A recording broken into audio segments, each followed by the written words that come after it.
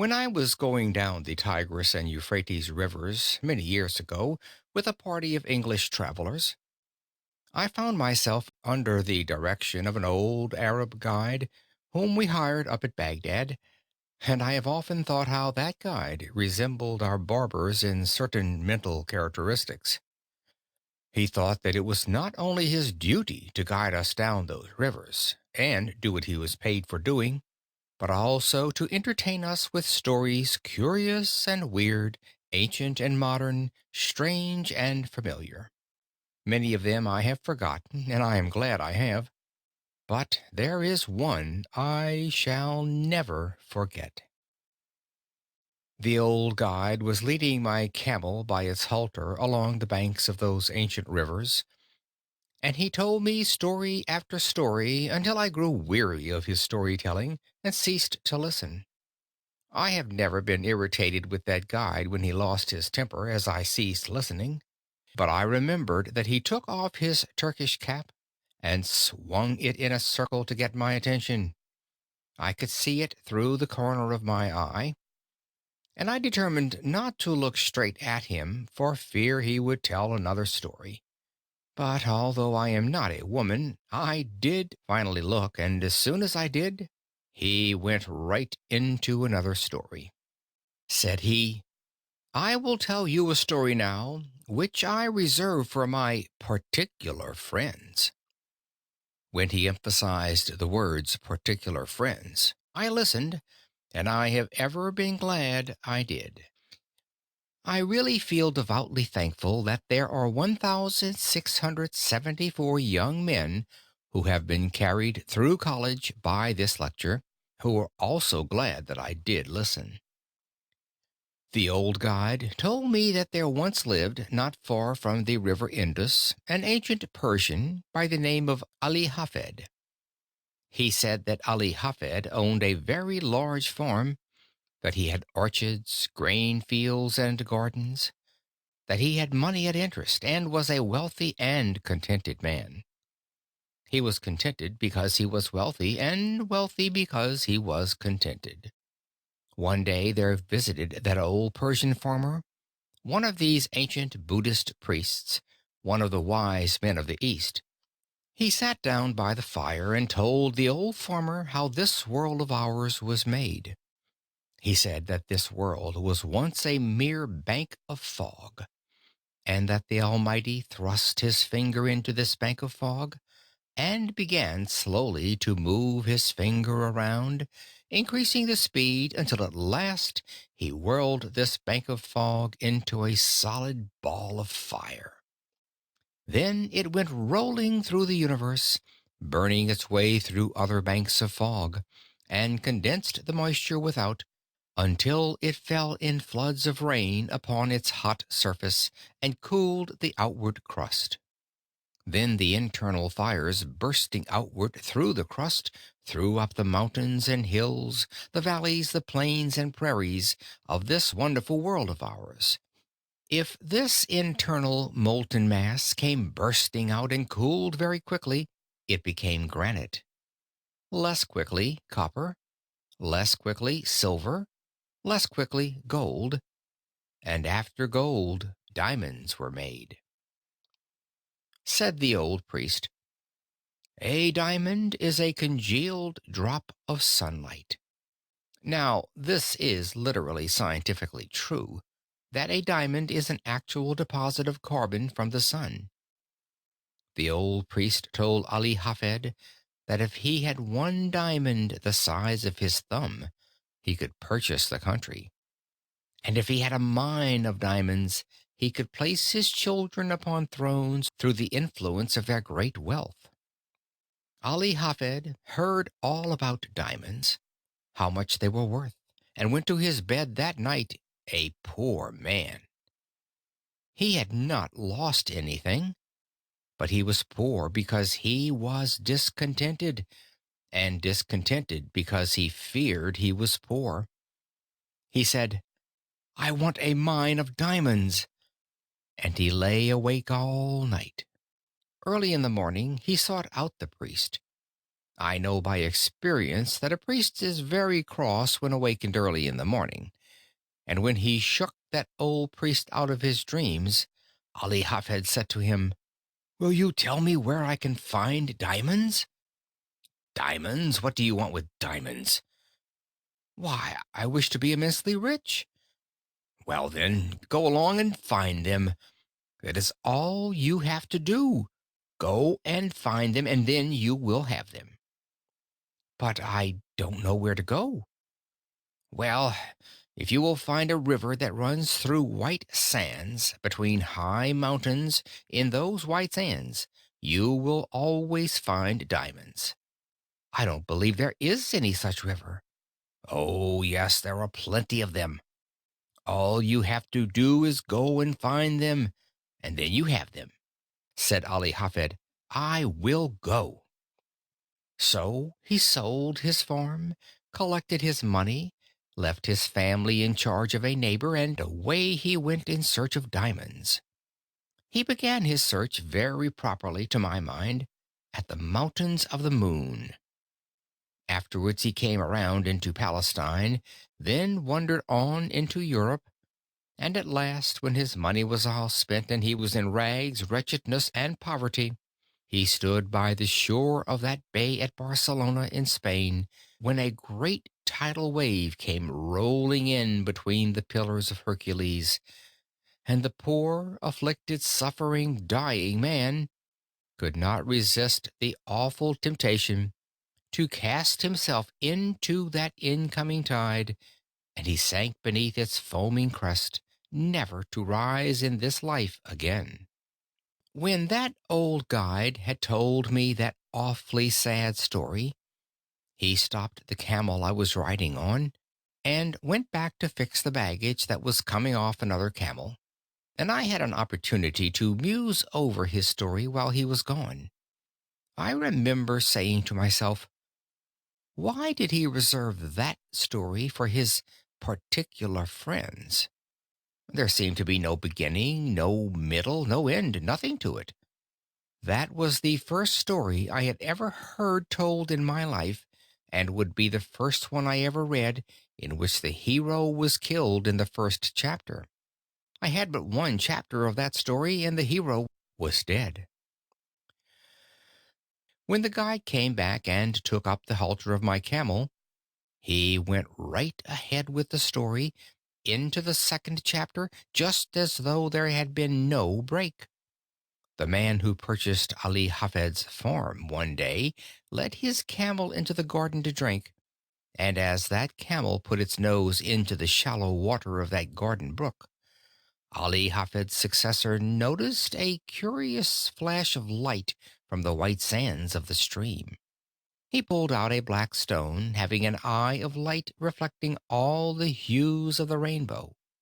He took the pebble into the house and put it on the mantel which covers the central fires, and forgot all about it. A few days later, this same old priest came in to visit Ali Hafed's successor, and the moment he opened that drawing room door, he saw that flash of light on the mantel, and he rushed up to it and shouted, "Here is a diamond! Has Ali Hafed returned?" "Oh, no, Ali Hafed is not returned, and that is not a diamond.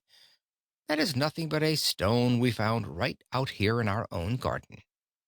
"But," said the priest, "I tell you I know a diamond when I see it. I know positively that is a diamond." Then together they rushed out into that old garden, and stirred up the white sands with their fingers, and lo, there came up other, more beautiful and valuable gems than the first. Thus, said the guide to me, and friends, it is historically true, was discovered the diamond mine of Golconda, the most magnificent diamond mine in all the history of mankind, excelling the Kimberley itself. The Koh-i-Noor and the Orloff of the crown jewels of England and Russia, the largest on earth, came from that mine.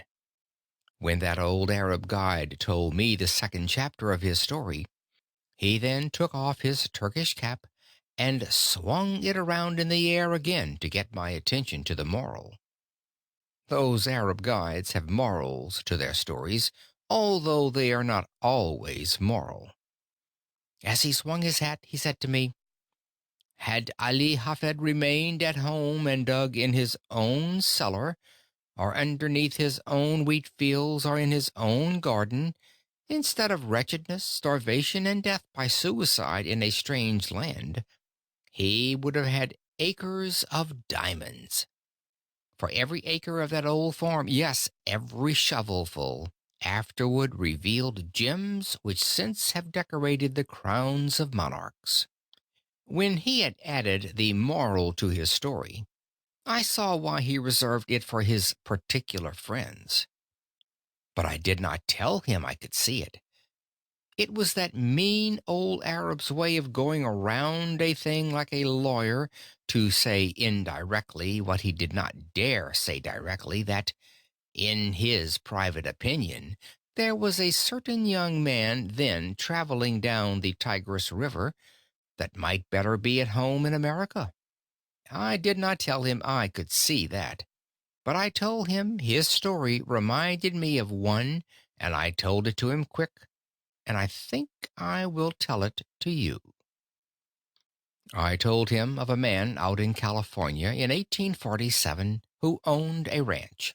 He heard they had discovered gold in Southern California, and so, with a passion for gold, he sold his ranch to Colonel Sutter, and away he went, never to come back.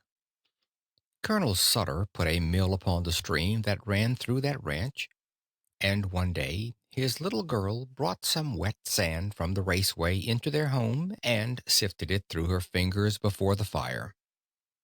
And in that falling sand a visitor saw the first shining scales of real gold that were ever discovered in California. The man who owned that ranch wanted gold, and he could have secured it for the mere taking. Indeed, 38 millions of dollars have been taken out of very few acres since then. About 8 years ago, I delivered this lecture in a city that stands on that farm, and they told me that a one-third owner for years and years has been getting $120 in gold every 15 minutes, sleeping or waking, without taxation. You and I would enjoy an income like that if we didn't have to pay an income tax. But a better illustration really than that occurred here in our own Pennsylvania. If there is anything I enjoy above another on the platform, it is to get one of these German audiences in Pennsylvania before me and fire that at them, and I enjoy it tonight. There was a man living in Pennsylvania, not unlike some Pennsylvanians you have seen, who owned a farm, and he did with that farm just what I would do with a farm if I owned one in Pennsylvania. He sold it. But before he sold it, he decided to secure employment collecting coal oil for his cousin, who was in the business in Canada, where they first discovered oil on this continent. They dipped it from the running streams at that early time. So this Pennsylvania farmer wrote to his cousin asking for employment. You see, friends, this farmer was not altogether a foolish man. No, he was not. He did not leave his farm until he had something else to do. Of all the simpletons the stars shine on, I don't know of a worse one than the man who leaves one job before he has gotten another. That has especial reference to my profession and has no reference whatever to a man seeking a divorce. When he wrote to his cousin for employment, his cousin replied, "I cannot engage you because you know nothing about the oil business." Well, then the old farmer said, "I will know," and with most commendable zeal, characteristic of the students of Temple University, he set himself at the study of the whole subject. He began away back at the second day of God's creation, when this world was covered thick and deep with that rich vegetation which since has turned to the primitive beds of coal. He studied the subject until he found that the drainings really of those rich beds of coal furnished the coal oil that was worth pumping, and then he found how it came up with the living springs. He studied until he knew what it looked like, smelled like, tasted like, and how to refine it. Now, said he in his letter to his cousin, I understand the oil business. His cousin answered, All right, come on. So he sold his farm, according to the county record, for $833, even money, no sense. He had scarcely gone from that place before the man who purchased the spot went out to arrange for the watering of the cattle. He found the previous owner had gone out years before and put a plank across the brook back of the barn, edgewise into the surface of the water just a few inches. The purpose of that plank at that sharp angle across the brook was to throw over to the other bank a dreadful looking scum through which the cattle would not put their noses. But with that plank there to throw it all over to one side, the cattle would drink below, and thus that man who had gone to Canada had been himself damming back for 23 years a flood of coal oil which the state geologists of Pennsylvania declared to us 10 years later was even then worth 100 millions of dollars to our state, and 4 years ago, our geologist declared the discovery to be worth to our state 1,000 millions of dollars. The man who owned that territory on which the city of Titusville now stands, and those Pleasantville valleys, had studied the subject from the second day of God's creation clear down to the present time. He studied it until he knew all about it, and yet he is said to have sold the whole of it for $833, and again I say, no sense. But I need another illustration. I found it in Massachusetts, and I am sorry I did because that is the state I came from. This young man in Massachusetts furnishes just another phase of my thought. He went to Yale College and studied mines and mining, and became such an adept as a mining engineer that he was employed by the authorities of the university to train students who were behind their classes. During his senior year, he earned $15 a week for doing that work. When he graduated, they raised his pay from $15 to $45 a week and offered him a professorship, and as soon as they did, he went right home to his mother. If they had raised that boy's pay from $15 to $15.60, he would have stayed and been proud of the place. But when they put it up to $45 at one leap, he said, Mother, I won't work for $45 a week. The idea of a man with a brain like mine working for $45 a week. Let's go out in California and stake out gold mines and silver mines and be immensely rich. Said his mother, Now, Charlie, it is just as well to be happy as it is to be rich. Yes, said Charlie, but it is just as well to be rich and happy too. And they were both right about it. As he was an only son and she a widow, of course he had his way. They always do. They sold out in Massachusetts, and instead of going to California, they went to Wisconsin, where he went into the employ of the Superior Copper Mining Company at $15 a week again, but with the proviso in his contract that he should have an interest in any mines he should discover for the company. I don't believe he ever discovered a mine, and if I am looking in the face of any stockholder of that copper company, you wish he had discovered something or other. I have friends who are not here because they could not afford a ticket, who did have stock in that company at the time this young man was employed there. This young man went out there, and I have not heard a word from him. I don't know what became of him, and I don't know whether he found any mines or not, but I don't believe he ever did. But I do know the other end of the line. He had scarcely gotten out of the old homestead before the succeeding owner went out to dig potatoes. The potatoes were already growing in the ground when he bought the farm, and as the old farmer was bringing in a basket of potatoes, it hugged very tight between the ends of the stone fence. In Massachusetts, our farms are nearly all stone wall. There you are obliged to be very economical of front gateways in order to have some place to put the stone. When that basket hugged so tight, he set it down on the ground, and then dragged on one side and pulled on the other side. And as he was dragging that basket through, this farmer noticed in the upper and outer corner of that stone wall, right next to the gate, a block of native silver 8 inches square. That professor of mines, mining, and mineralogy, who knew so much about the subject that he would not work for $45 a week, when he sold that homestead in Massachusetts, sat right on that silver to make the bargain. He was born on that homestead, was brought up there, and had gone back and forth rubbing the stone with his sleeve until it reflected his countenance and seemed to say, "Here is $100,000 right down here just for the taking." But he would not take it. It was in a home in Newburyport, Massachusetts, and there was no silver there. All away off. Well, I don't know where, and he did not, but somewhere else. And he was a professor of mineralogy. My friends, that mistake is very universally made. And why should we even smile at him?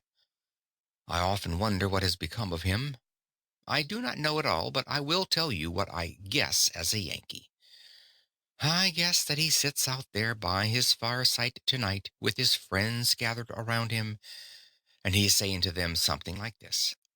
"Do you know that man Conwell who lives in Philadelphia? Oh, yes, I have heard of him. Do you know that man Jones that lives in Philadelphia? Yes, I have heard of him too." Then he begins to laugh and shakes his sides and says to his friends, "Well, they have done just the same thing I did, precisely."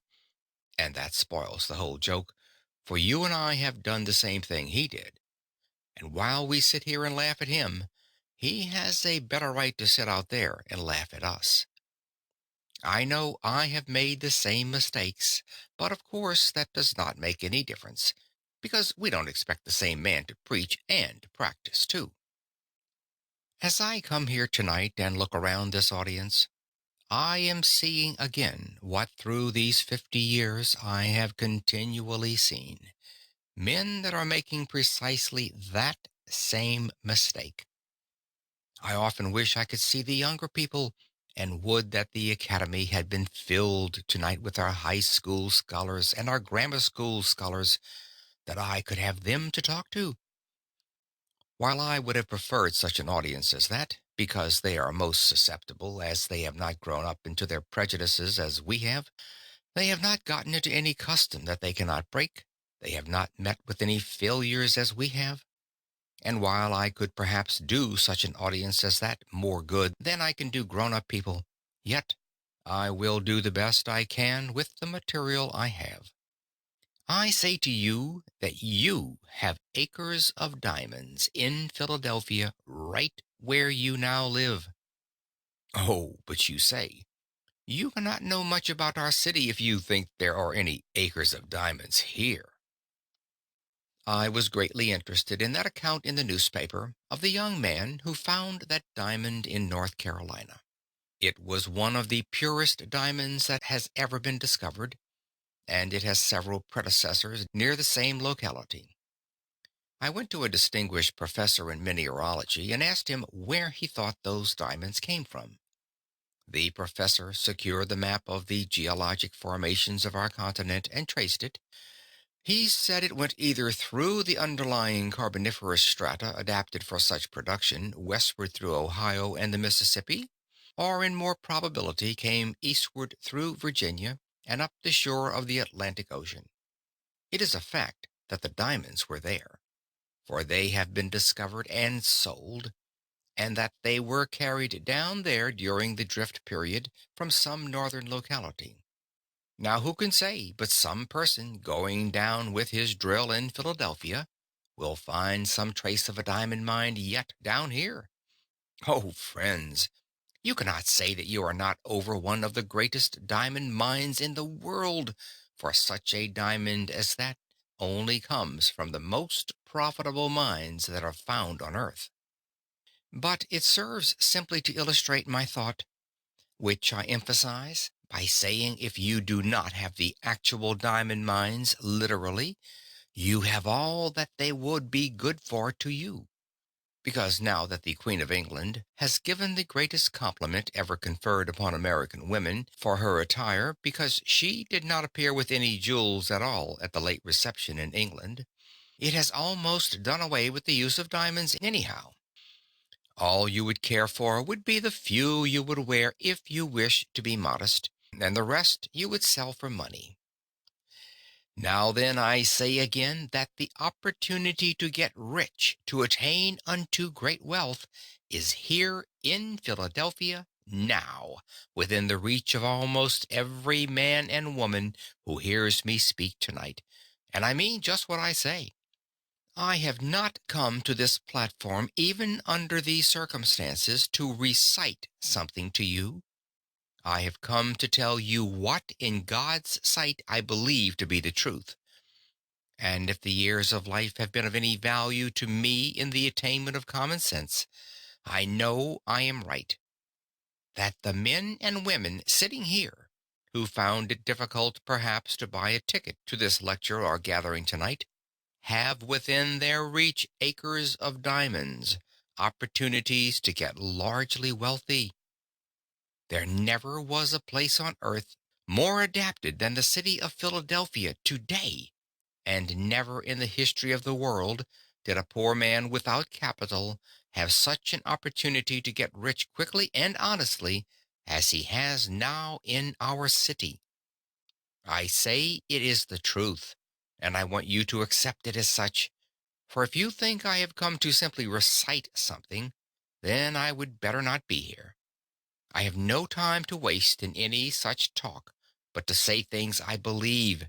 And unless some of you get richer for what I am saying tonight, my time is wasted. I say that you ought to get rich, and it is your duty to get rich. How many of my pious brethren say to me, "Do you, a Christian minister, spend your time going up and down the country advising young people to get rich, to get money?" Yes, of course I do. They say, "Isn't that awful? Why don't you preach the gospel instead of preaching about man's making money?" Because to make money honestly is to preach the gospel. That is the reason. The men who get rich may be the most honest men you find in the community. Oh, but says some young man here tonight, "I've been told all my life that if a person has money, he is very dishonest and dishonorable and mean and contemptible." My friend, that is the reason why you have none, because you have that idea of people. The foundation of your faith is altogether false. Let me say here clearly, and say it briefly, though subject to discussion which I have not time for here. 98 out of 100 of the rich men of America are honest. That is why they are rich. That is why they are trusted with money. That is why they carry on great enterprises and find plenty of people to work with them. It is because they are honest men. Says another young man, "I hear sometimes of men that get millions of dollars dishonestly." Yes, of course you do, and so do I. But they are so rare a thing in fact that the newspapers talk about them all the time as a matter of news until you get the idea that all the other rich men got rich dishonestly. My friend, you take and drive me, if you furnish the auto, out into the suburbs of Philadelphia and introduce me to the people who own their homes around this great city.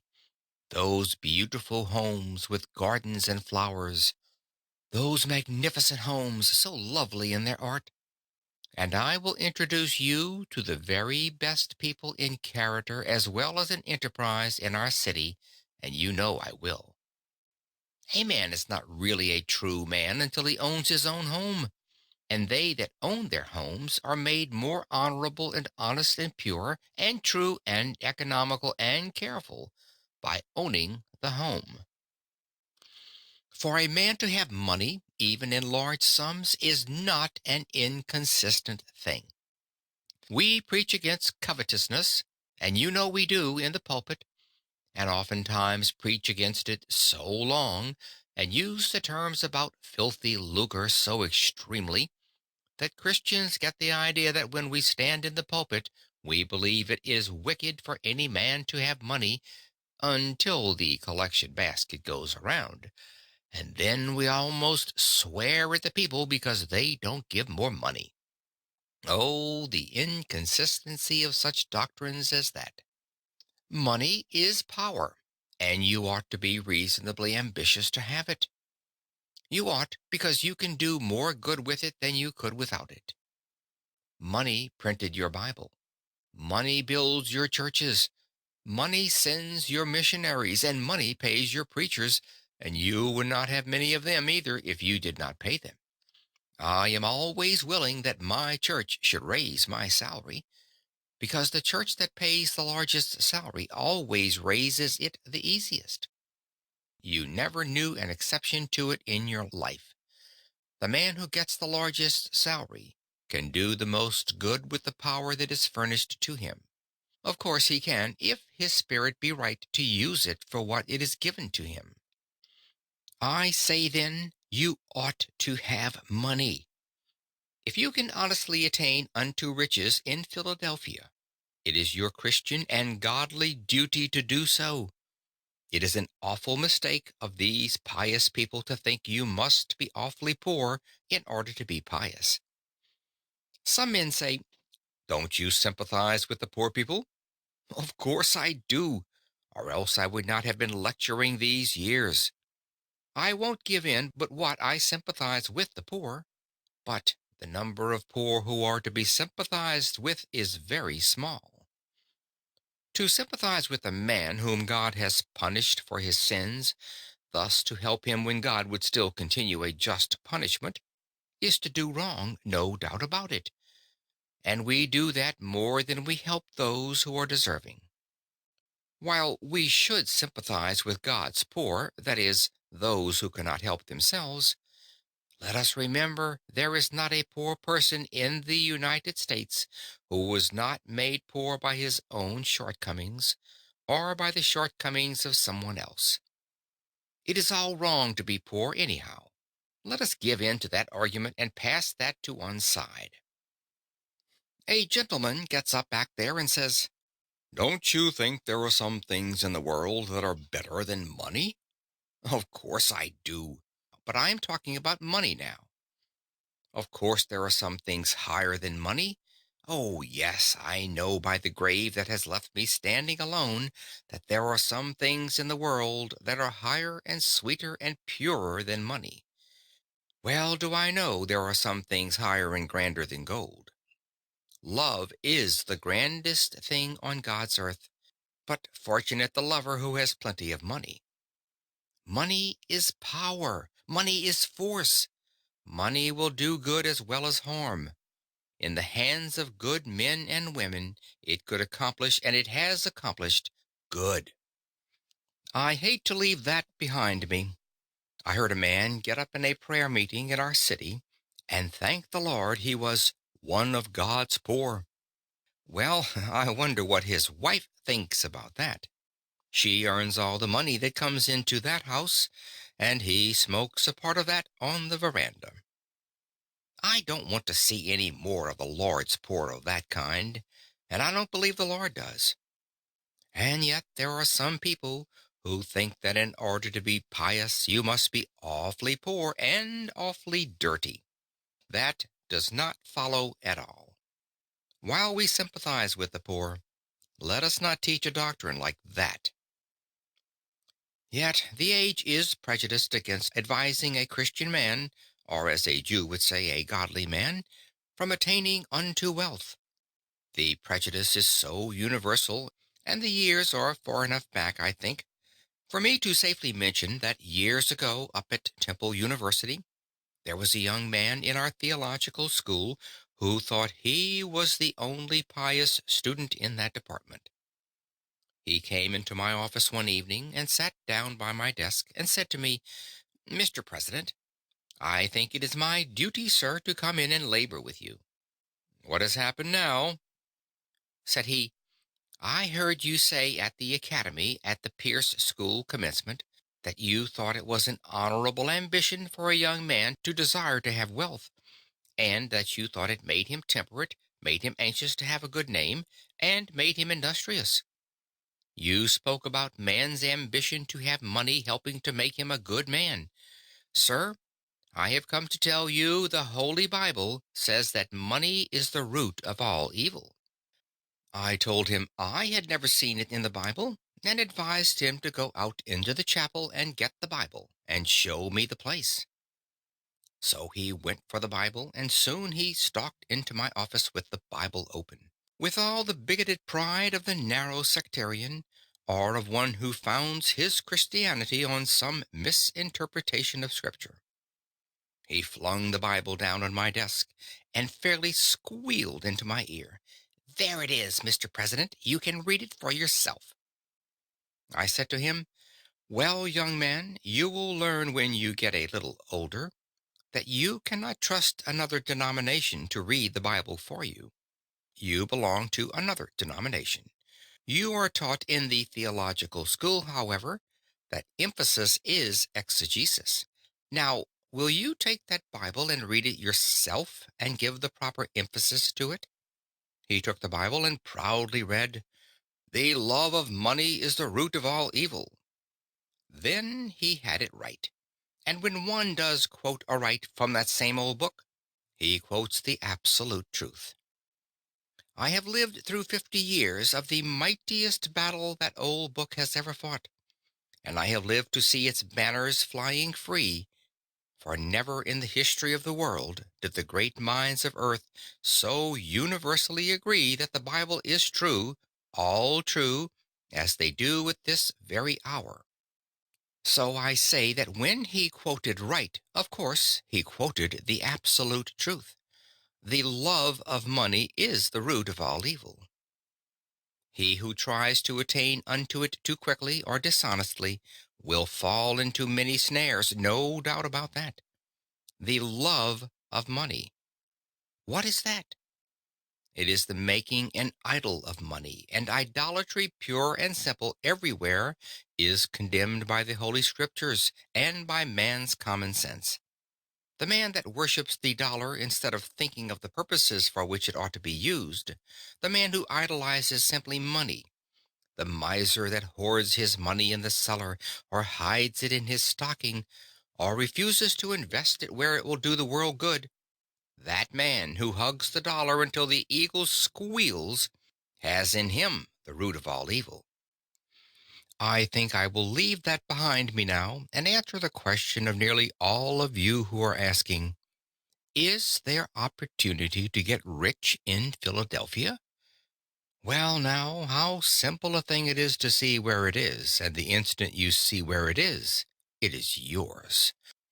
Some old gentleman gets up back there and says, "Mr. Conwell, have you lived in Philadelphia for 31 years and don't know that the time has gone by when you can make anything in this city?" No, I don't think it is. Yes, it is. I have tried it. What business are you in? I kept a store here for 20 years and never made over $1,000 in the whole 20 years. Well, then, you can measure the good you have been to this city by what this city has paid you, because a man can judge very well what he is worth by what he receives. That is, in what he is to the world at this time. If you have not made over $1,000 in 20 years in Philadelphia, it would have been better for Philadelphia if they had kicked you out of the city 19 years and 9 months ago. A man has no right to keep a store in Philadelphia 20 years and not make at least $500,000, even though it be a corner grocery uptown. You say, "You cannot make $5,000 in a store now." Oh, my friends, if you will take only 4 blocks around you and find out what the people want and what you ought to supply and set them down with your pencil and figure up the profits you would make if you did supply them, you would very soon see it. There is wealth right within the sound of your voice. Someone says, "You don't know anything about business. A preacher never knows a thing about business." Well, then I will have to prove that I am an expert. I don't like to do this, but I have to do it because my testimony will not be taken if I am not an expert. My father kept a country store, and if there is any place under the stars where a man gets all sorts of experience in every kind of mercantile transactions, it is in the country store. I am not proud of my experience, but sometimes when my father was away, he would leave me in charge of the store, though fortunately for him that was not very often. But this did occur many times, friends. A man would come in the store and say to me, "Do you keep jackknives?" "No, we don't keep jackknives." And I went off whistling a tune. What did I care about that man, anyhow? Then another farmer would come in and say, "Do you keep jackknives?" "No, we don't keep jackknives." Then I went away and whistled another tune. Then a third man came right in the same door and said, "Do you keep jackknives?" "No. Why is every one around here asking for jackknives? Do you suppose we are keeping this store to supply the whole neighborhood with jackknives?" Do you carry on your store like that in Philadelphia? The difficulty was, I had not then learned that the foundation of godliness and the foundation principle of success in business are both the same precisely. The man who says, "I cannot carry my religion into business," advertises himself either as being an imbecile in business, or on the road to bankruptcy, or a thief. One of the three, sure. He will fail within a very few years. He certainly will if he doesn't carry his religion into business.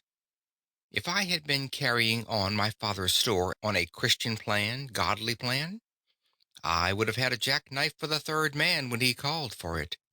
Then I would have actually done him a kindness, and I would have received a reward myself, which it would have been my duty to take. There are some over pious Christian people who think if you take any profit on anything you sell, that you are an unrighteous man. On the contrary, you would be a criminal to sell goods for less than they cost. You have no right to do that. You cannot trust a man with your money who cannot take care of his own. You cannot trust a man in your family that is not true to his own wife. You cannot trust a man in the world who does not begin with his own heart, his own character, and his own life. It would have been my duty to have furnished a jackknife to the third man, or the second, and to have sold it to him and actually profited myself. I have no more right to sell goods without making a profit on them than I have to overcharge him dishonestly beyond what they are worth. But I should so sell each bill of goods that the person to whom I sell shall make as much as I make. To live and let live is the principle of the gospel, and the principle of everyday common sense. Oh, young man, hear me. Live as you go along. Do not wait until you have reached my years before you begin to enjoy anything of this life. If I had the millions back, or 50 cents of it, which I have tried to earn in these years, it would not do me anything like the good that it does me now in this almost sacred presence tonight. Oh, yes, I am paid over and over 100-fold tonight for dividing as I have tried to do in some measure as I went along through the years. I ought not to speak that way. It sounds egotistic, but I am old enough now to be excused for that. I should have helped my fellow men, which I have tried to do, and everyone should try to do, and get the happiness of it. The man who goes home with the sense that he has stolen a dollar that day, that he has robbed a man of what was his honest due, is not going to sweet rest. He arises tired in the morning and goes with an unclean conscience to his work the next day. He is not a successful man at all, although he may have laid up millions. But the man who goes through life dividing always with his fellow men, making and demanding his own rights and his own profits, and giving to every other man his rights and profits, lives every day, and not only that, but it is the royal road to great wealth. The history of the thousands of millionaires shows this to be the case. The man over there, who said he could not make anything in a store in Philadelphia, has been carrying on his store on the wrong principle. Suppose I go into your store tomorrow morning and ask, "Do you know neighbor A who lives 1 square away at house number 1240?" "Oh, yes, I have met him. He deals here at the corner store." "Where did he come from?" "I don't know." "How many does he have in his family?" "I don't know." "What ticket does he vote?" "I don't know." "What church does he go to?" "I don't know and don't care. What are you asking all these questions for?" If you had a store in Philadelphia, would you answer me like that? If so, then you are conducting your business just as I carried on my father's business in Worthington, Massachusetts. You don't know where your neighbor came from when he moved to Philadelphia, and you don't care. If you had cared, you would be a rich man now. If you had cared enough about him to take an interest in his affairs, to find out what he needed, you would have been rich. But you go through the world saying, "No opportunity to get rich." And there is the fault right at your own door. But another young man gets up over there and says, "I cannot take up the mercantile business." While I am talking of trade, it applies to every occupation. "Why can't you go into the mercantile business?" "Because I haven't any capital." Oh, the weak and dullish creature that can't see over its collar. It makes a person weak to see these little dudes standing around the corners and saying, "Oh, if I had plenty of capital, how rich I would get." Young man, do you think you are going to get rich on capital? Certainly. Well, I say certainly not. If your mother has plenty of money and she will set you up in business, you will set her up in business supplying you with capital.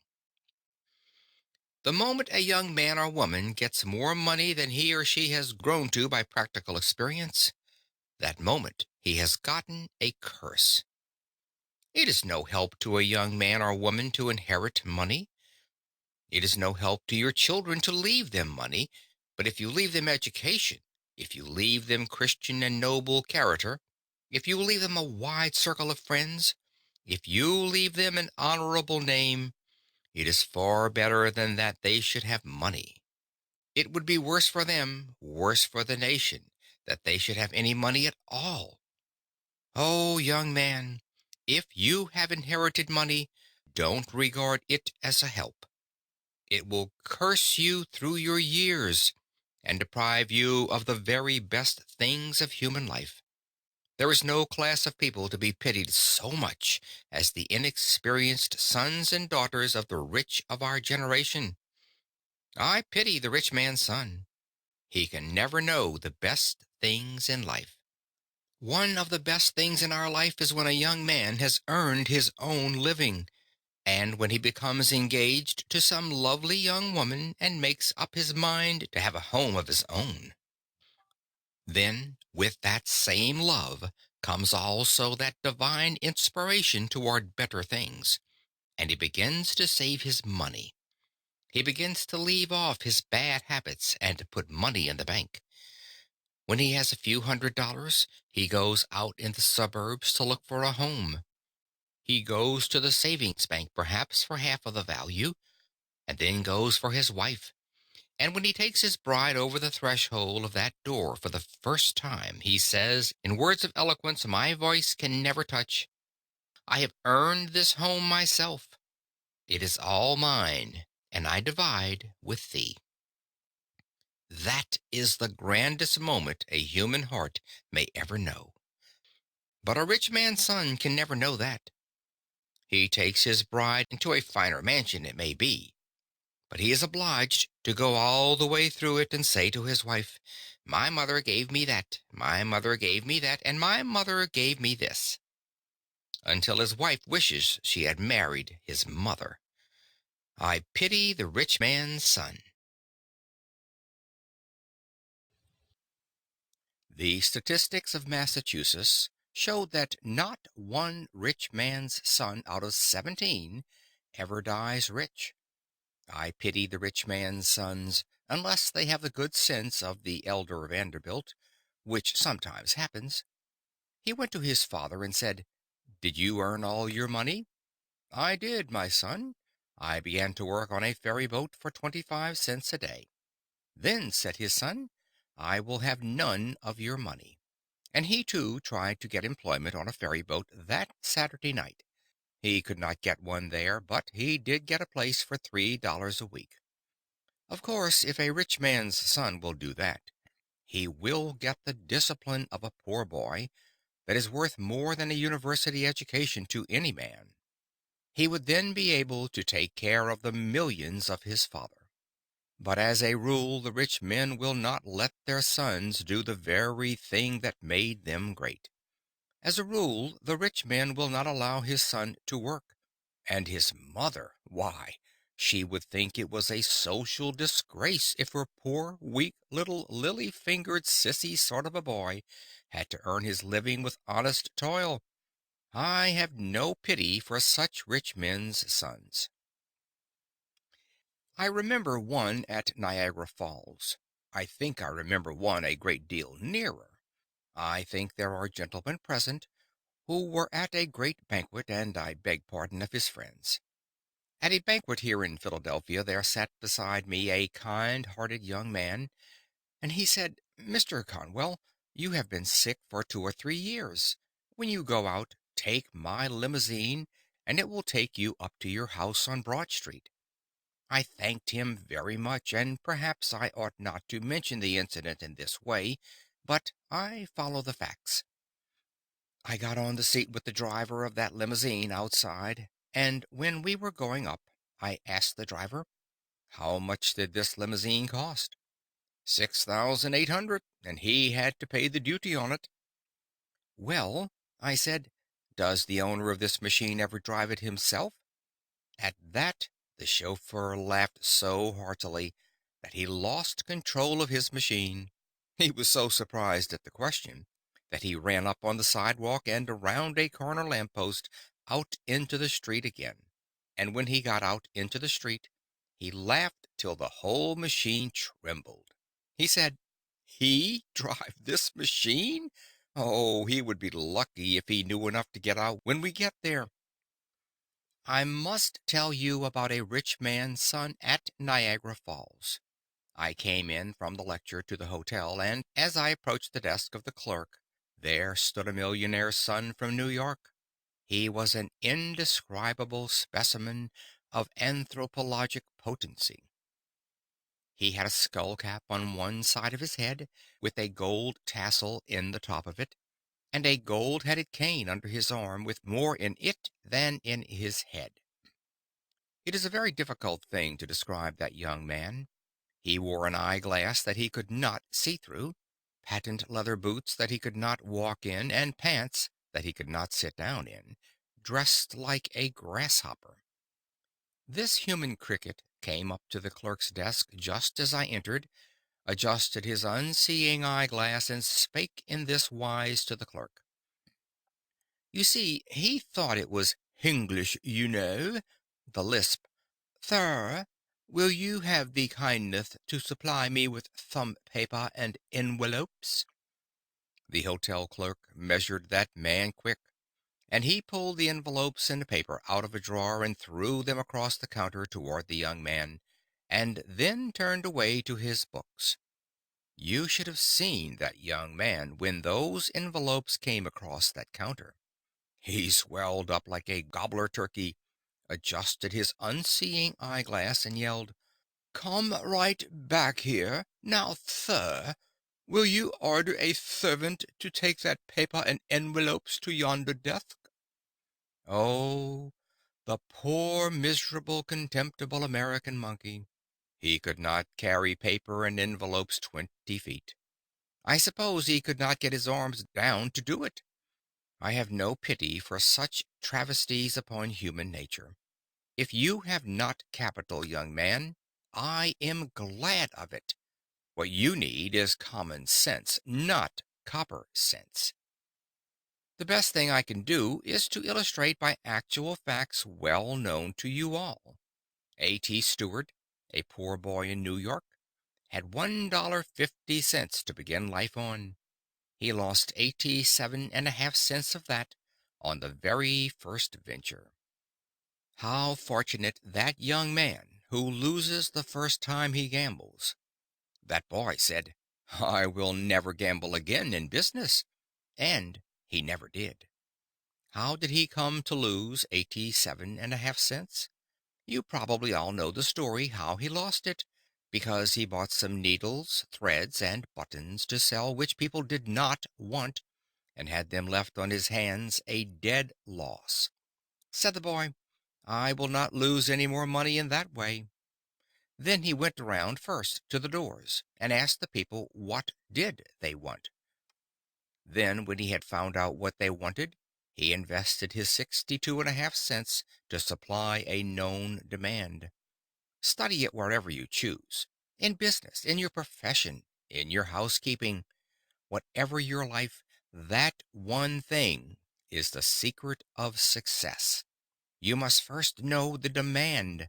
You must first know what people need, and then invest yourself where you are most needed. A.T. Stewart went on that principle until he was worth what amounted afterward to 40 millions of dollars, owning the very store in which Mr. Wanamaker carries on his great work in New York. His fortune was made by losing something, which taught him the great lesson that he must only invest himself or his money in something that people need. When will you salesmen learn it? When will you manufacturers learn that you must know the changing needs of humanity if you would succeed in life? Apply yourselves, all you Christian people, as manufacturers or merchants or workmen, to supply that human need. It is a great principle as broad as humanity and as deep as the scripture itself. The best illustration I ever heard was of John Jacob Astor. You know that he made the money of the Astor family when he lived in New York. He came across the sea in debt for his fare. But that poor boy with nothing in his pocket made the fortune of the Astor family on one principle. Some young man here tonight will say, "Well, they could make those fortunes over in New York, but they could not do it in Philadelphia." My friends, did you ever read that wonderful book of Rees? His memory is sweet to us because of his recent death, wherein is given his statistical account of the records taken in 1889 of 107 millionaires of New York. If you read the account, you will see that out of the 107 millionaires, only seven made their money in New York. Out of the 107 millionaires worth $10 million in real estate then, 67 of them made their money in towns of less than 3,500 inhabitants. The richest man in this country today, if you read the real estate values, has never moved away from a town of 3,500 inhabitants. It makes not so much difference where you are as who you are. If you cannot get rich in Philadelphia, you certainly cannot do it in New York. Now, John Jacob Astor illustrated what can be done anywhere. He had a mortgage once on a millinery shop, and they could not sell bonnets enough to pay the interest on his money. So he foreclosed that mortgage, took possession of the store, and went into partnership with the very same people in the same store with the same capital. He did not give them a dollar of capital. They had to sell goods to get any money. Then he left them alone in the store just as they had been before, and he went out and sat down on a bench in the park in the shade. What was John Jacob Astor doing out there, and in partnership with people who had failed on his own hands? He had the most important, and to my mind, the most pleasant part of that partnership on his hands. For as John Jacob Astor sat on that bench, he was watching the ladies as they went by, and where is the man who would not get rich at that business? As he sat on the bench, if a lady passed him, with her shoulders back and head up, and looked straight to the front, as if she did not care if all the world did gaze on her, then he studied her bonnet, and by the time it was out of sight, he knew the shape of the frame, the color of the trimmings, and the crinklings in the feather. I sometimes try to describe a bonnet, but not always. I would not try to describe a modern bonnet. Where is the man that could describe one? This aggregation of all sorts of driftwood stuck on the back of the head, or the side of the neck, like a rooster with only one tail feather left.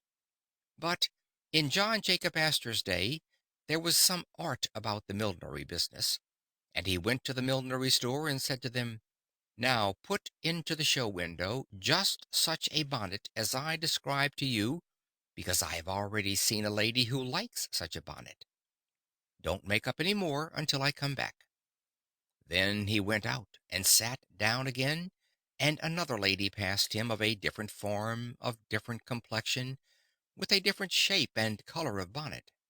"Now," said he, "put such a bonnet as that in the show window." He did not fill his show window uptown with lots of hats and bonnets to drive people away, and then sit on the back stairs and bawl because people went to Wanamaker's to trade. He did not have a hat or a bonnet in that show window but what some lady liked it before it was made up. The tide of custom became immediately to turn in, and that has been the foundation of the greatest store in New York in that line, and still exists as one of three stores. Its fortune was made by John Jacob Astor after they had failed in business, not by giving them any more money, but by finding out what the ladies liked for bonnets before they wasted any material in making them up. I tell you, if a man could foresee the millinery business, he could foresee anything under heaven. Suppose I were to go through the audience tonight and ask you in this great manufacturing city if there are not opportunities to get rich in manufacturing. Oh, yes, some young man says. There are opportunities here still if you build with some trust, and if you have 2 or 3 millions of dollars to begin with as capital. Young man, the history of the breaking up of the trusts by that attack upon big business is only illustrating what is now the opportunity of the smaller man. The time never came in the history of the world when you could get rich so quickly manufacturing without capital as you can now. But you will say, you cannot do anything of the kind. You cannot start without capital. Young man, let me illustrate for a moment. I must do it. It is my duty to every young man and woman, because we are all going into business very soon on the same plan. Young man, remember, if you know what people need, you have gotten more knowledge of a fortune than any amount of capital can give you. There was a poor man out of work living in Hingham, Massachusetts. He lounged around the house until one day his wife told him to get out and work, and as he lived in Massachusetts, he obeyed his wife. He went out and sat down on the shore of the bay, and whittled a soaked shingle into a wooden chain. His children that evening quarreled over it, and he whittled a second one to keep peace. While he was whittling the second one, a neighbor came in and said, "Why don't you whittle toys and sell them? You could make money at that." "Oh," he said, "I would not know what to make." "Why don't you ask your own children right here in your own house what to make?" "What is the use of trying that?" said the carpenter. "My children are different from other people's children. I used to see people like that when I taught school." But he acted upon the hint, and the next morning, when Mary came down the stairway, he asked, "What do you want for a toy?" She began to tell him she would like a doll's bed, a doll's wash stand, a doll's carriage, a little doll's umbrella, and went on with a list of things that would take him a lifetime to supply.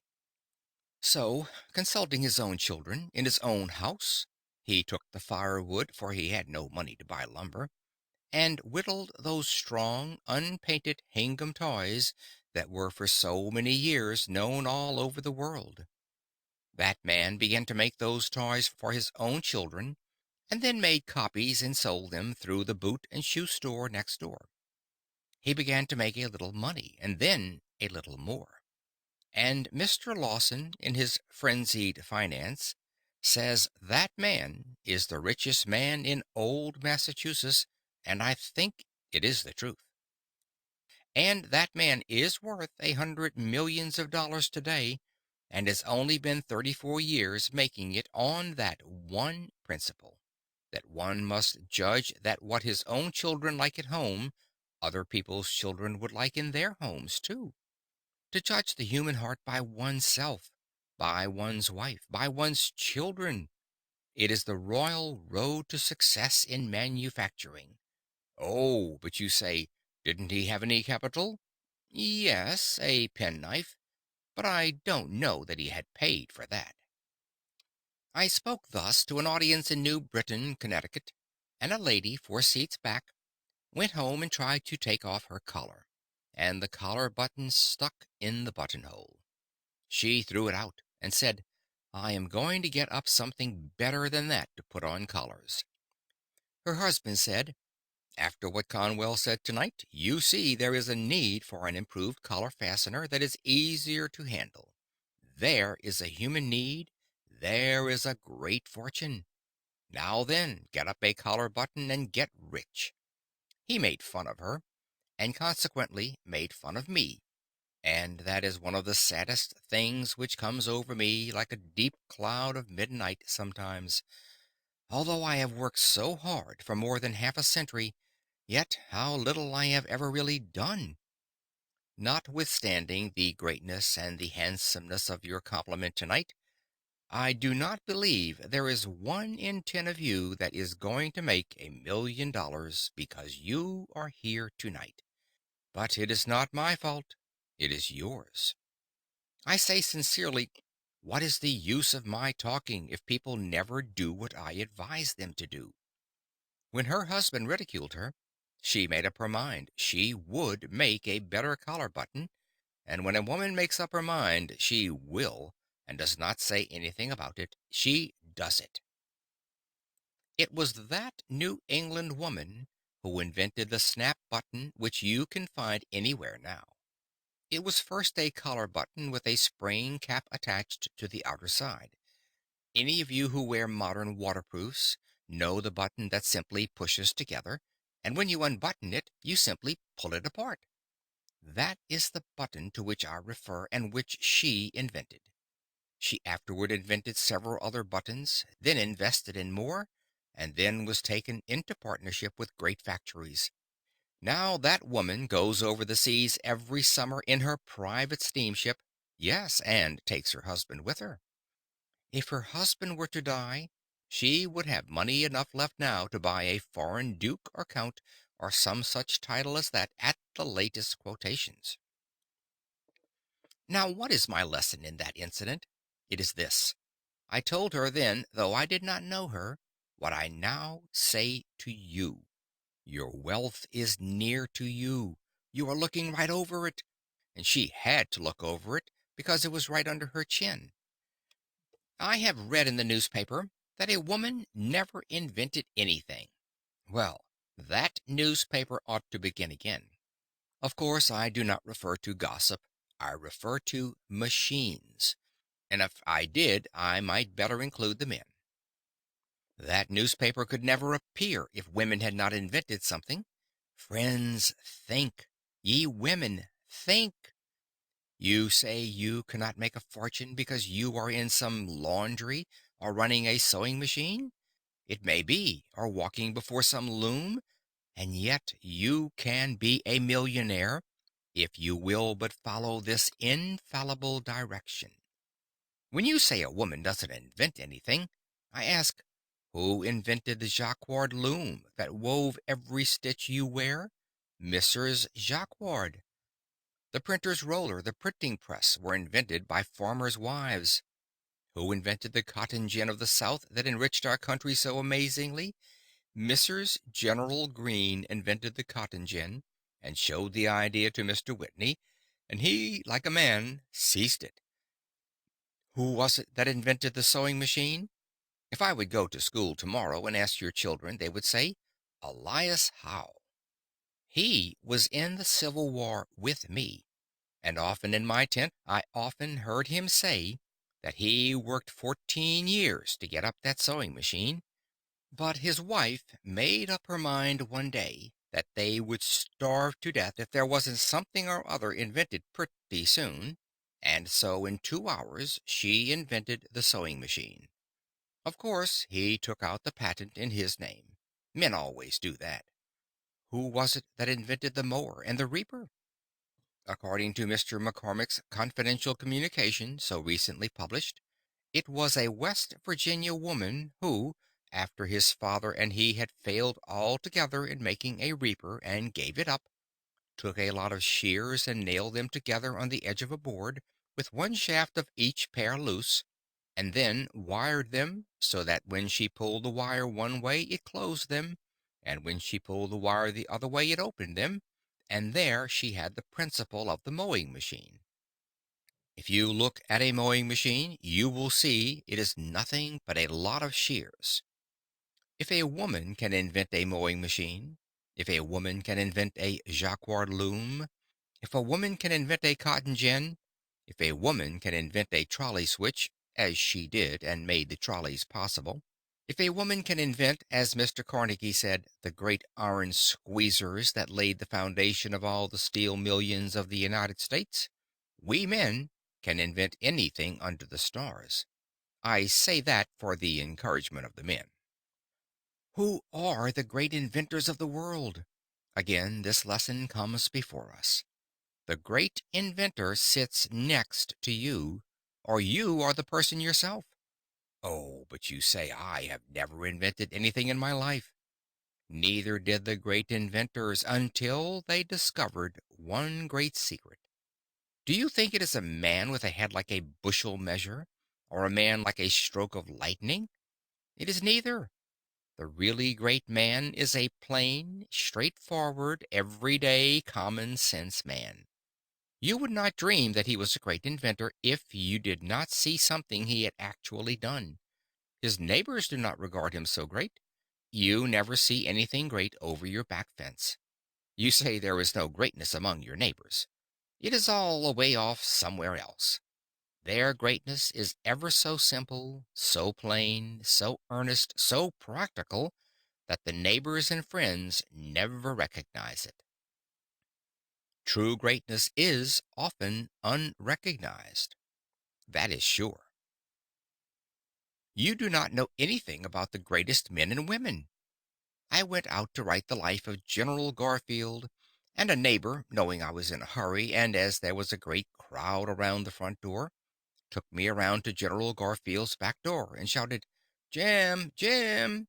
And very soon, Jim came to the door and let me in, and I wrote the biography of one of the grandest men of the nation, and yet he was just the same old Jim to his neighbor.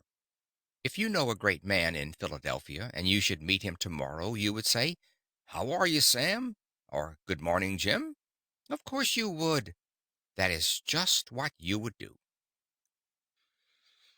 One of my soldiers in the Civil War had been sentenced to death, and I went up to the White House in Washington, sent there for the first time in my life to see the president.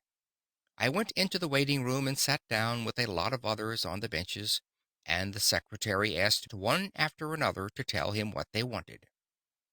After the secretary had been through the line, he went in and then came back to the door and motioned to me. I went up to that anteroom, and the secretary said, "That is the president's door right over there. Just rap on it and go right in." I never was so taken aback, friends, in all my life. Never. The secretary himself made it worse for me, because he had told me how to go in and then went out another door to the left and shut that. There I was, in the hallway by myself before the President of the United States of America's door. I had been on fields of battle, where the shells did sometimes shriek and the bullets did sometimes hit me, but I always wanted to run. I have no sympathy with the old man who says, "I would just as soon march up to the cannon's mouth as eat my dinner." I have no faith in a man who doesn't know enough to be afraid when he is being shot at. I never was so afraid when the shells came around us at Antietam as I was when I went into that room that day. But I finally mustered the courage, I don't know how I ever did, and at arm's length tapped on the door. The man inside did not help me at all, but yelled out, "Come in and sit down." Well, I went in and sat down on the edge of a chair, and wished I were in Europe, and the man at the table did not look up. He was one of the world's greatest men, and was made great by one single rule. Oh, that the young people of Philadelphia were before me now, and I could say just this one thing, and that they would remember it. I would give a lifetime for the effect it would have on our city and on civilization. Abraham Lincoln's principle for greatness can be adopted by nearly all. This was his rule.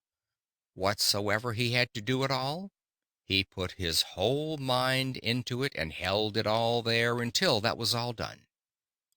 That makes men great almost anywhere. He stuck to those papers at that table and did not look up at me, and I sat there trembling. Finally, when he had put the string around his papers, he pushed them over to one side and looked at me, and a smile came over his worn face. He said, "I am a very busy man and have only a few minutes to spare. Now, tell me in the fewest words what it is you want." I began to tell him and mentioned the case, and he said, "I have heard all about it, and you do not need to say any more. Mr. Stanton was talking to me only a few days ago about that. You can go to the hotel and rest assured that the President never did sign an order to shoot a boy under 20 years of age, and never will. You can say that to his mother anyhow." Then he said to me, "How is it going in the field?" I said, "We sometimes get discouraged." And he said, "It is all right. We are going to win out now. We are getting very near the light. No man ought to wish to be President of the United States, and I will be glad when I get through. Then Tad and I are going out to Springfield, Illinois. I have bought a farm out there, and I don't care if I again earn only 25 cents a day. Tad has a mule team, and we are going to plant onions." Then he asked me, "Were you brought up on a farm?" I said, "Yes, in the Berkshire Hills of Massachusetts." He then threw his leg over the corner of the big chair and said, "I have heard many a time, ever since I was young, that up there in those hills you have to sharpen the noses of the sheep in order to get down to the grass between the rocks." He was so familiar, so everyday, so farmer like, that I felt right at home with him at once. He then took hold of another roll of paper and looked up at me and said, "Good morning." I took the hint then and got up and went out. After I had gotten out, I could not realize I had seen the President of the United States at all. But a few days later, when still in the city, I saw the crowd pass through the East Room by the coffin of Abraham Lincoln, and when I looked at the upturned face of the murdered President, I felt then that the man I had seen such a short time before who, so simple a man, so plain a man, was one of the greatest men that God ever raised up to lead a nation on to ultimate liberty. Yet he was only Old Abe to his neighbors. When they had the second funeral, I was invited, among others, and went out to see that same coffin put back in the tomb at Springfield. Around the tomb stood Lincoln's old neighbors, to whom he was just Old Abe. Of course, that is all they would say. Did you ever see a man who struts around altogether too large to notice an ordinary working mechanic? Do you think he is great? He is nothing but a puffed up balloon, held down by his big feet. There is no greatness there. Who are the great men and women? My attention was called the other day to the history of a very little thing that made the fortune of a very poor man. It was an awful thing, and yet, because of that experience, he, not the great inventor or a genius, invented the pen that is now called the safety pin, and out of that safety pin made the fortune of one of the great aristocratic families of this nation. A poor man in Massachusetts who had worked in the nail works was injured at 38, and he could earn but little money. He was employed in the office to rub out the marks on the bills made by pencil memorandums, and he used a rubber until his hand grew tired. He then tied a piece of rubber on the end of a stick and worked it like a plane. His little girl came and said, "Why, you have a patent, haven't you?" The father said afterward, "My daughter told me when I took that stick and put the rubber on the end that there was a patent, and that was the first thought of that." He went to Boston and applied for his patent, and every one of you that has a rubber tipped pencil in your pocket is now paying tribute to the millionaire. No capital, not a penny did he invest in it. All was income, all the way up into the millions. But let me hasten to one other greater thought.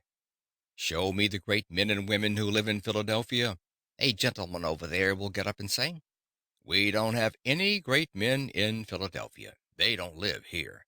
They live away in Rome or St. Petersburg or London or Mayenock or anywhere else but here in our town." I have come now to the apex of my thought. I have come now to the heart of the whole matter and to the center of my struggle. Why isn't Philadelphia a greater city in its greater wealth? Why does New York excel Philadelphia? People say, "Because of her harbor." Why do so many other cities of the United States get ahead of Philadelphia now? There is only one answer, and that is because our own people talk down their own city. If there ever was a community on earth that has to be forced ahead, it is the city of Philadelphia. If we are to have a boulevard, talk it down. If we are to have better schools, talk them down. If you wish to have wise legislation, talk it down. Talk all the proposed improvements down. That is the only great wrong that I can lay at the feet of the magnificent Philadelphia that has been so universally kind to me. I say it is time we turn around in our city and begin to talk up the things that are in our city and begin to set them before the world as the people of Chicago, New York, St. Louis, and San Francisco do. Oh, if we only could get that spirit out among our people that we can do things in Philadelphia and do them well. Arise, ye millions of Philadelphians! Trust in God and man, and believe in the great opportunities that are right here, not over in New York or Boston, but here, for business, for everything that is worth living for on earth. There was never an opportunity greater. Let us talk up our own city. But there are two other young men here tonight, and that is all I will venture to say, because it is too late. One over there gets up and says, "There is going to be a great man in Philadelphia, but never was one." "Oh, is that so? When are you going to be great?" "When I am elected to some political office." Young man, won't you learn a lesson in the primer of politics that it is a prima facie evidence of littleness to hold office under our form of government? Great men get into office sometimes, but what this country needs is men that will do what we tell them to do. This nation, where the people rule, is governed by the people, for the people, and so long as it is, then the office holder is but the servant of the people, and the Bible says the servant cannot be greater than the master. The Bible says, "He that is sent cannot be greater than him who sent him."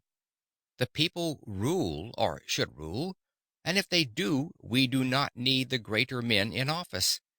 If the great men in America took our offices, we would change to an empire in the next 10 years.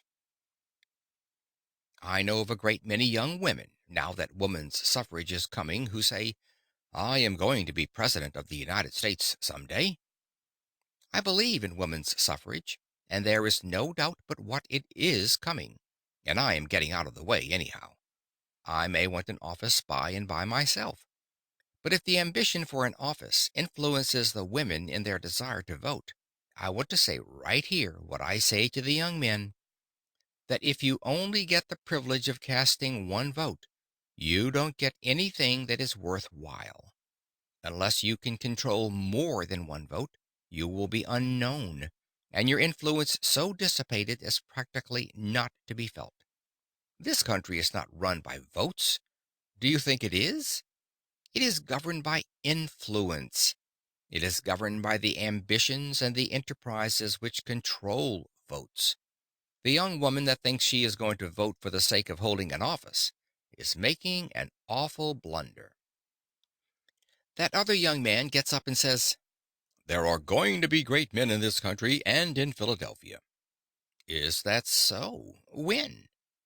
When there comes a great war, when we get into difficulty through watchful waiting in Mexico, when we get into war with England over some frivolous deed, or with Japan or China or New Jersey or some distant country. Then I will march up to the cannon's mouth. I will sweep up among the glistening bayonets. I will leap into the arena and tear down the flag and bear it away in triumph. I will come home with stars on my shoulder and hold every office in the gift of the nation, and I will be great. No, you won't. You think you are going to be made great by an office. But remember that if you are not great before you get the office, you won't be great when you secure it. It will only be a burlesque in that shape. We had a peace jubilee here after the Spanish War. Out west, they don't believe this because they said Philadelphia would not have heard of any Spanish War until 50 years hence. Some of you saw the procession go up Broad Street. I was away, but the family wrote to me that the tally-ho coach with Lieutenant Hobson upon it stopped right at the front door, and the people shouted, "Hurrah for Hobson!" And if I had been there, I would have yelled too, because he deserves much more of his country than he has ever received. But suppose I go into school and say, "Who sunk the Merrimac at Santiago?" And if the boys answer me, "Hobson," they will tell me 7/8 of a lie. There were 7 other heroes on that steamer, and they, by virtue of their position, were continually exposed to the Spanish fire, while Hobson, as an officer, might reasonably be behind the smokestack. You have gathered in this house your most intelligent people, and yet, perhaps, not one here can name the other 7 men. We ought not to so teach history. We ought to teach that, however humble a man's station may be, if he does his full duty in that place, he is just as much entitled to the American people's honor as is the king upon his throne. But we do not so teach. We are now teaching everywhere that the generals do all the fighting. I remember that after the war, I went down to see General Robert E. Lee, that magnificent Christian gentleman, of whom both North and South are now proud as one of our great Americans. The general told me about his servant, Rassus, who was an enlisted colored soldier. He called him in one day to make fun of him and said, "Rassus, I hear that all the rest of your company are killed, and why are you not killed?" Rassus winked at him and said, "'Cause when there is any fighting going on, I stay back with the generals." I remember another illustration. I would leave it out, but for the fact that when you go to the library to read this lecture, you will find that this has been printed in it for 25 years. I shut my eyes, shut them close, and lo, I see the faces of my youth. Yes, they sometimes say to me, "Your hair is not white. You are working night and day without seeming ever to stop. You can't be old." But when I shut my eyes like any other man of my years, oh, then come trooping back the faces of the loved and lost of long ago. And I know, whatever men may say, it is evening time. I shut my eyes now and look back to my native town in Massachusetts, and I see the cattle show ground on the mountain top. I can see the horse sheds there. I can see the Congregational Church, see the town hall and mountaineers' cottages, see a great assembly of people turning out, dressed resplendently, and I can see flags flying and handkerchiefs waving and hear bands playing. I can see that company of soldiers that had re-enlisted marching up on that cattle show ground. I was but a boy, but I was captain of that company, and puffed out with pride. A cambric needle would have burst me all to pieces. Then I thought it was the greatest event that ever came to man on earth. If you have ever thought you would like to be a king or queen, you go and be received by the mayor. The bands played, and all the people turned out to receive us. I marched up that common so proud at the head of my troops, and we turned down into the town hall. Then they seated my soldiers down the center aisle, and I sat down on the front seat.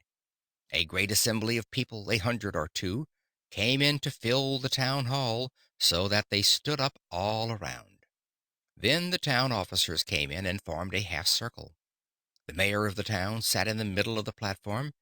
He was a man who had never held office before, but he was a good man, and his friends have told me that I might use this without giving them offense.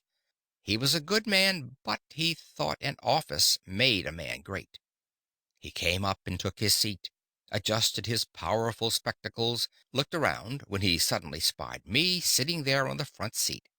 He came right forward on the platform and invited me to sit with the town officers.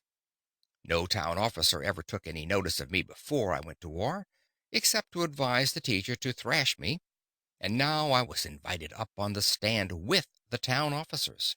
Oh my! The town mayor was then the emperor, the king of our day and our time.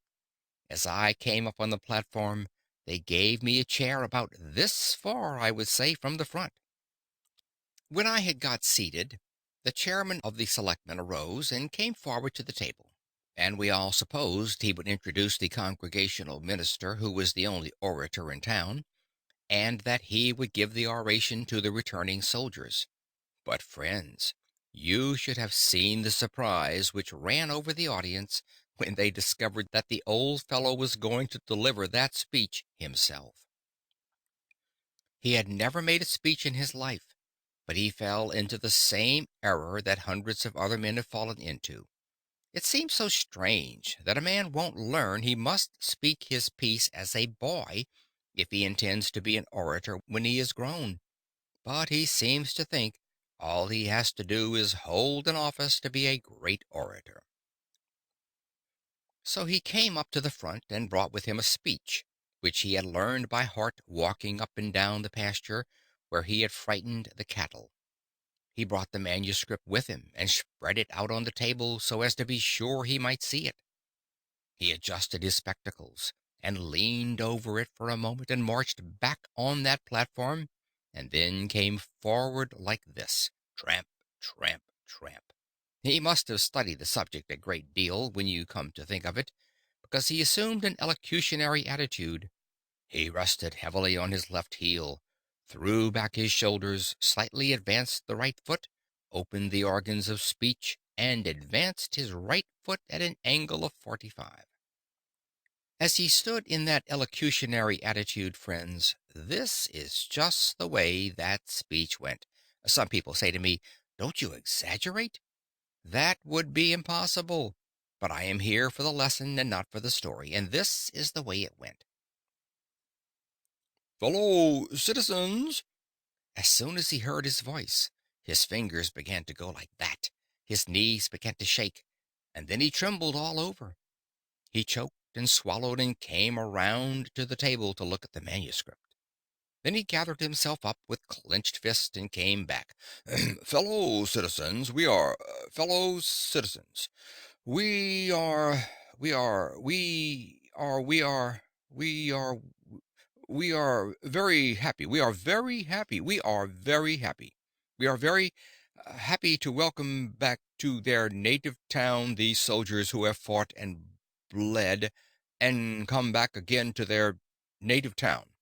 We are especially we are especially we are especially pleased to see with us today this young hero." That meant me. "This young hero who in imagination—" Friends, remember, he said that. If he had not said in imagination, I would not be egotistic enough to refer to it at all. "This young hero who in imagination we have seen leading, we have seen we have seen leading his troops on to the deadly breach. We have seen we have seen his shining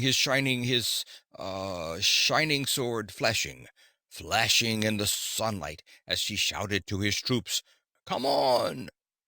Oh, dear, dear, dear. How little that good man knew about war.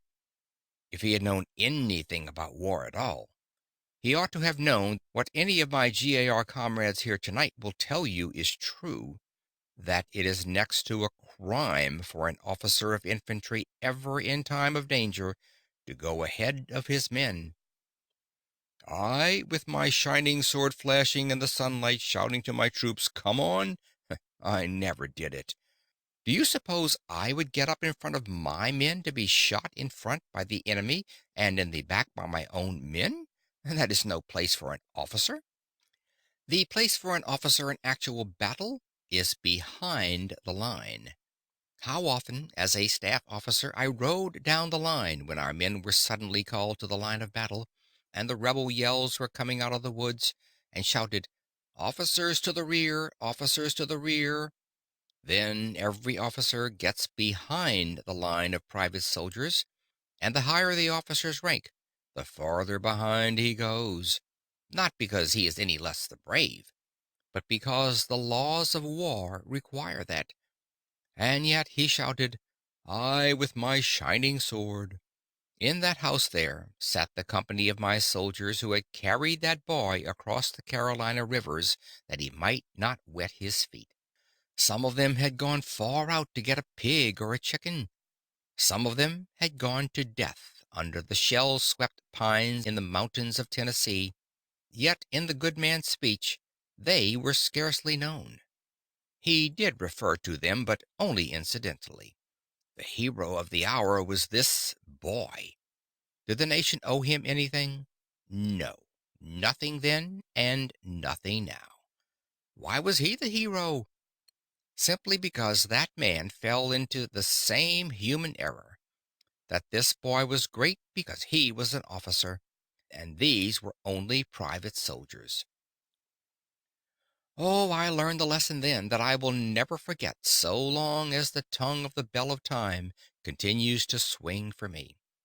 Greatness consists not in the holding of some future office, but really consists in doing great deeds with little means and the accomplishment of vast purposes from the private ranks of life. To be great at all, one must be great here, now, in Philadelphia. He who can give to this city better streets and better sidewalks, better schools and more colleges, more happiness and more civilization, more of God, he will be great anywhere. Let every man or woman here, if you never hear me again, remember this, that if you wish to be great at all, you must begin where you are and what you are in Philadelphia now. He that can give to this city any blessing, he who can be a good citizen where he lives here, he that can make better homes, he that can be a blessing, whether he works in the shop or sits behind the counter or keeps house, whatever be his life, he who would be great anywhere must first be great in his own Philadelphia. End of Acres of Diamonds by Richard Conwell. This book recorded by Phil Chenevert.